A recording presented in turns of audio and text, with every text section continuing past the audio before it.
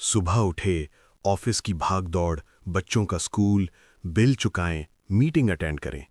दिन का आखिरी वक्त आता है और आपको याद आता है, आज ना मंदिर गए, ना प्रार्थना की, ना भगवान का नाम लिया।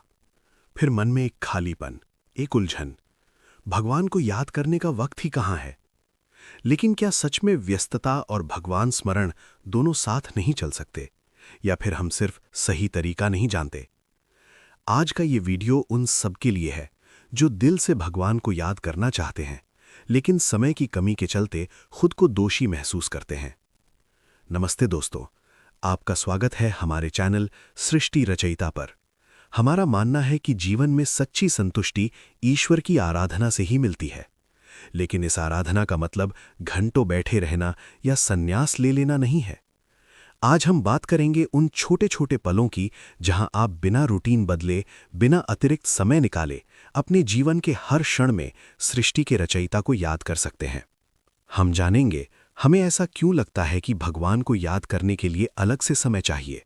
फिर वो 5 सरल उपाय जिनसे आप दिन भर की व्यस्तता में भी ईश्वर से जुड़े रह सकते हैं। और सबसे आखिर में एक अनमोल आदत जो आपके हर काम को इबादत में बदल देगी। हम अक्सर कहते हैं भगवान को याद करने का वक्त ही नहीं मिलता, लेकिन सच पूछिए तो हमें वो वक्त मिल ही जाता है जो हमें सच में चाहिए होता है।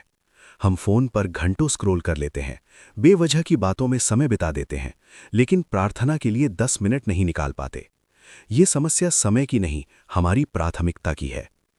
एक बार संत रमण महर्षि से किसी ने पूछा, मैं बहुत व्यस्त हूं, भगवान का ध्यान कैसे करूं? संत ने कहा, तू जो भी कर रहा है उसे भगवान के लिए कर।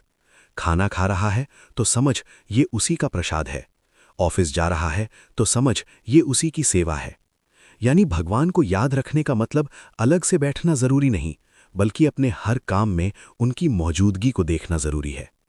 तो आइए अब जानते हैं 5 सरल उपाय। पहला, सुबह की पहली सांस से जुड़ें। आंख खुलते ही बिस्तर से उठने से पहले एक गहरी सांस लें और कहें, हे प्रभु, इस नए दिन के लिए धन्यवाद। तू साथ है ये जानकर मैं उठ रहा हूं। इतना ही, यह आपका पूरा दिन एक अलग ऊर्जा से भर देगा। दूसरा, नियत कर्म को यज्ञ बनाएं। गीता में कहा गया है, यज्ञार्थात् कर्मणो अन्यत्र लोको अयम कर्म बंधनः। यानी यज्ञ यानी भगवान के लिए किया गया कर्म बंधन नहीं बनता। आप ऑफिस जा रहे हैं, मन में कहें, ये काम मैं तेरे लिए कर रहा हूं। परिवार के लिए खाना बना रहे हैं, कहें, ये तेरा प्रसाद है, मैं बस साधन हूं। जब भी कोई काम करें, पहले मन ही मन उसे ईश्वर को अर्पित कर दें। तीसरा, यातायात में नाम जपें। रोज जैम में फंसते हैं, उस समय फोन स्क्रॉल करने की बजाय किसी भी एक नाम को मन ही मन दोहराएं। राम, हरे कृष्ण, वाहेगुरु, यीशु, अल्लाह, जो भी आपको भाता हो। ये समय वरना बेकार जाता था, अब वही समय आपकी उपासना बन जाएगा। चौथा, भोजन को प्रसाद की तरह ग्रहण करें। खाने से पहले एक पल रुकें, देखें ये अन्न कहाँ से आया। सूरज, मिट्टी, पानी, किसान, माँ का हाथ, सब उसी की देन है। मन से कहें, तेरा दिया हुआ तुझी को अर्पण। फिर चुपचाप पहला ग्रास लें। इस छोटे से अभ्यास से खाना भी संतोष देगा और अहंकार भी घटेगा। पांचवा, रात को सोते वक्त हिसाब लें। दिन भर में आपने जितने भी काम किए, उनमें से कम 3 चीज़ों के लिए ईश्वर का धन्यवाद करें और जहां कमी रह गई उसकी क्षमा मांगें। ये आदत नींद भी अच्छी कराती है और मन को हल्का भी। अब मैं आपको एक ऐसी आदत बताता हूं जो सबसे सरल है और हर व्यस्त व्यक्ति कर सकता है। हम सांस लेते हैं 24 घंटे बिना रुके। क्या हम इन सांसों को भगवान की याद से जोड़ सकते हैं?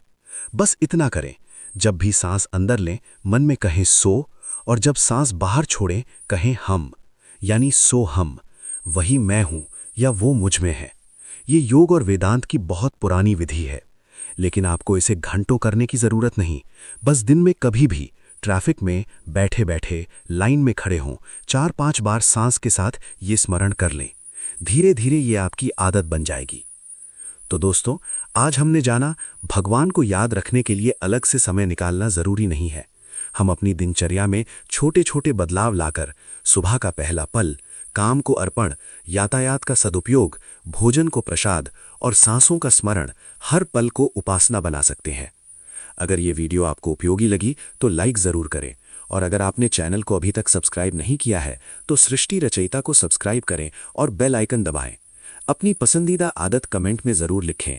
आप व्यस्तता में भी भगवान को कैसे याद करते हैं? धन्यवाद। मिलते हैं अगले वीडियो में। तब तक के लिए हर कर्म में रचयिता का स्मरण, हर पल में उनका अर्पण। नमस्कार।